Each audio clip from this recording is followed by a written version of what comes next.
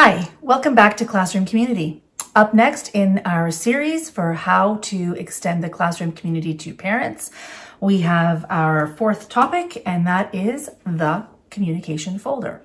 So let's get started.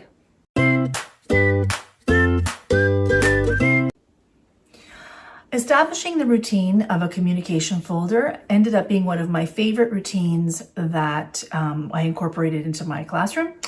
And let me tell you a little bit about it. So at the beginning of the school year, I label a pocket folder, one for each student in the class. And throughout the course of a month, when students complete written tasks or when students complete tasks, and instead of sending the work home right away, I store it in a bin behind my desk until the end of the month. There's a routine that I established with the students in the beginning of the year. We model it so that students understand the expectation.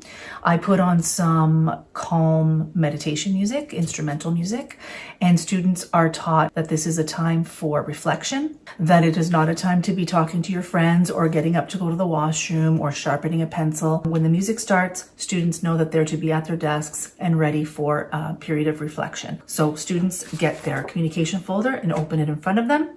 One side is labeled sign and return, and the other side is labeled keep.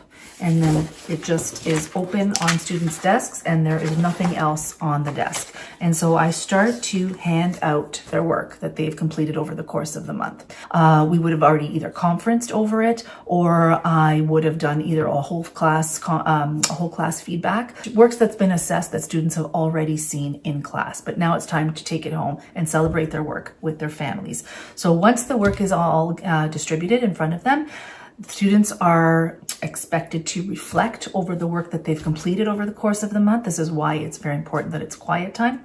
Then they're asked to think about goals that they may have for the following month, and they're asked to think about what they're proud of, what went well for them, and what they perhaps still need to work on. So once all the work is distributed and we've reflected for a few minutes over the work that they've produced, we divide it into the two categories of sign and return and keep. So this is where our newsletter of the month gets handed out. So this is from my last video. So first thing that goes in here is newsletter in keep. And then any work that does not have a rubric attached also would go into the keep side. Anything that does have a rubric belongs on the sign and return side.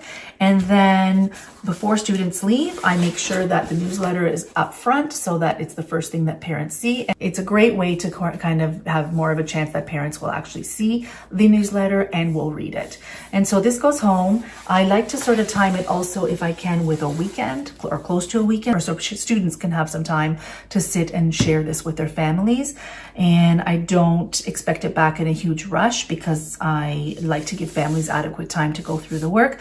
I talk to families at the beginning of the year on Meet a Teacher Night about the importance of celebrating the work that goes home and having more reflection time at home to discuss what students are proud of, what went well, what they still feel they need to work on, and goals, setting goals for the future.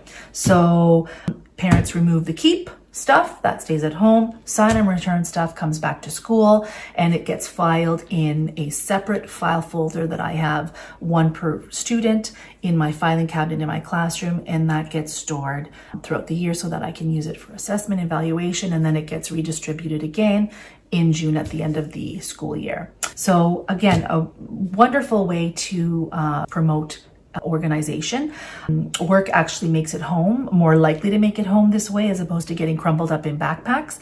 And I get a lot of really good feedback from parents about how much they appreciate being able to sit and look over a month's worth of work with their child. So there's that. And also having this in place also makes it easier for parents to be apprised of what's going on in class, to be able to see how students are performing, and to catch issues that may arise before they become larger issues down the road. And it avoids comments from parents of like, well, why didn't I know? Why wasn't I made aware of this sooner? So it really encourages that open back and forth communication between home and school. And it serves as a tidy little snapshot of a month in the life of a student.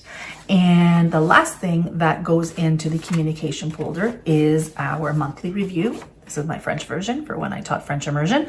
And another really important part of my classroom routines, and that gets tucked in at the very end. And I'm going to talk a lot about this monthly review in my next video. And thanks so much for watching, and join me next time on Classroom Community.